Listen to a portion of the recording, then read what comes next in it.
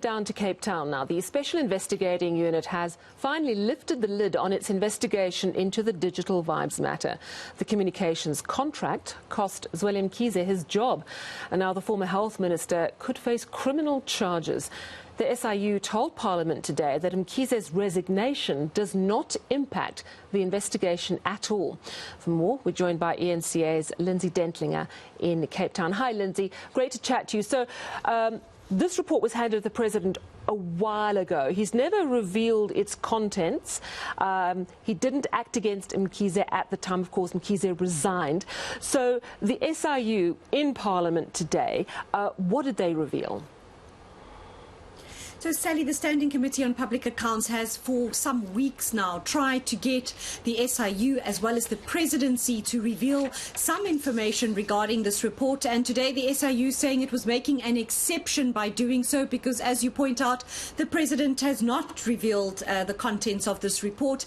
And most notably, Sally, we note today the kinds of findings that the SIU made against the former Health Minister, and which could, had he not jumped ship, have resulted in the President possibly having to act in line with those findings. And Sally, I just want to take you through them very briefly. The SIU saying that Zweli Mkhize had failed to carry out his functions in line with the Constitution. He had caused irregular, fruitless and wasteful expenditure. There were possible conflicts of interest related to that appointment of Digital Vibes, that he may have been negligent in approving budgets for that company for work that they were expected to do in terms of the NHI and COVID-19 media campaigns, and that Zweli Mkhize lastly may have acted in contravention of a cabinet decision.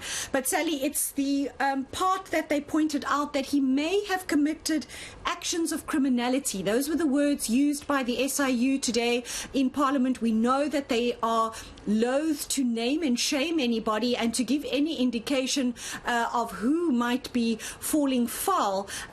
But if you read between the lines, Sally, that directly relates to the Minister Zweli Mkhize, and the head of the SIU today saying it would be left up to the NPA to decide whether 19 both officials and private individuals, none of whom they named, but we can infer from these documents that the Minister is among them, could possibly face criminal charges if the NPA finds that their evidence could lead to corruption charges. So let's take a listen to Andy Matibi, the head of the SIU, explaining this to the Standing Committee on Public Accounts today.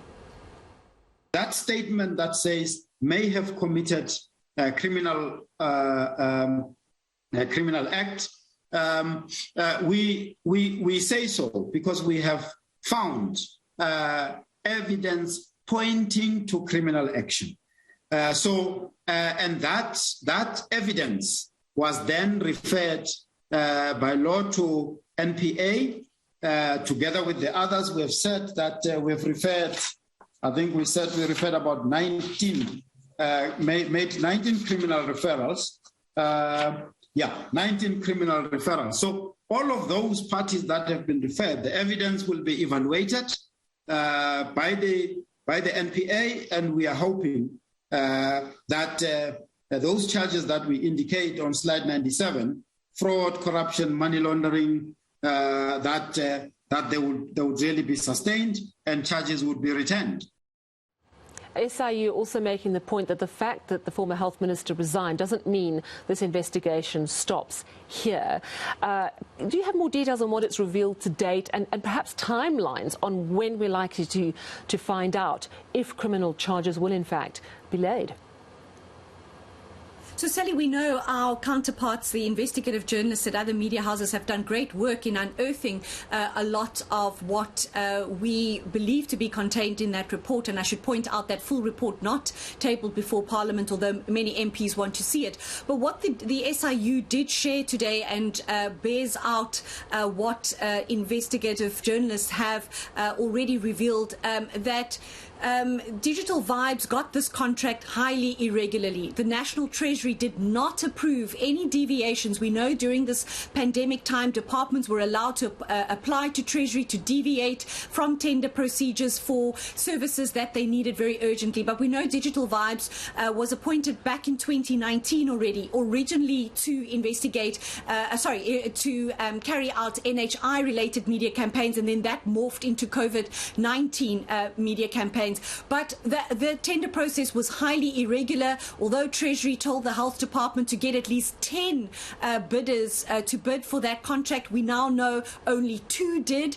That the tender scores were manipulated so that the only other company who went up against Digital Vibes was scored lower than Digital Vibes, although this company that was not named had 5 years of experience compared to Digital Vibes' only 1 year of experience. And they were 72 million rand cheaper, Sally, than Digital Vibes, but didn't make the grade. So that's among some of the revelations made by the SIU today. They found that the acting Director General of the Health Department had communicated via a private Yahoo email address, Sally, to Tahira Mather, who's connected to this Digital Vibes company, trying to solicit these services from Digital Vibes, and just things that just point and bear out what has been said all along, that the appointment of this company was certainly not above board. And in answer to your question directly, Sally, where to from here?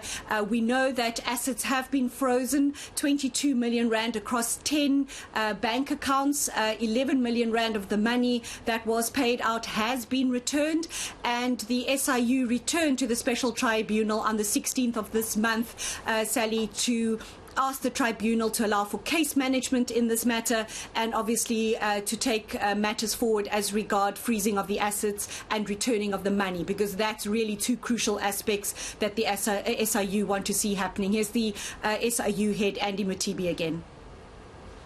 Again, as I said, like with all other allegations, we continue to get the information.